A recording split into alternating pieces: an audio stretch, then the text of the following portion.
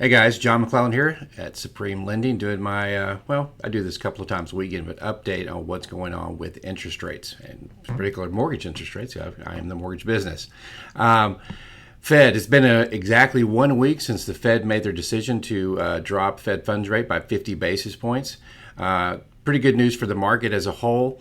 As I suspected, though, not great news for mortgage rates.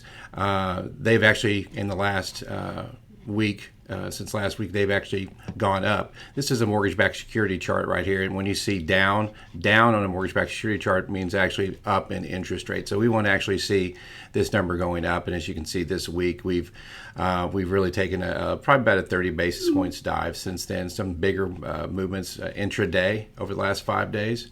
I think the good news is that we're still doing much better than we were back on September or August 30th. In fact, the low rates we saw were September 16th. Now we've probably come off about 50 basis points since then. So not a big number, but it is still interest rates are still slightly higher because of it. Let's talk about economic news. Today, not a lot of stuff happening today. Building permits have already come out. I think the big ones to look for are going to be the Chair Fed Powell's speech tomorrow.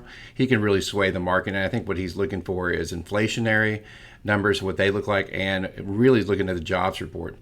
Speaking of inflation news, on Friday we have the core PCE coming out.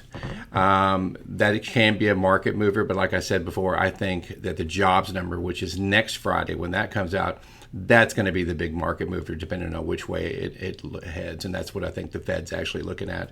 Right now they've got 2 more cuts teed up before now and end of the year, probably at 25 basis points and another 25 basis points for 100 basis points for the year. It is going to take mortgage rates a couple of months to really follow suit and come lower than they are right now, unless we see some really bad jobs numbers out there. But just remember, be careful what you wish for.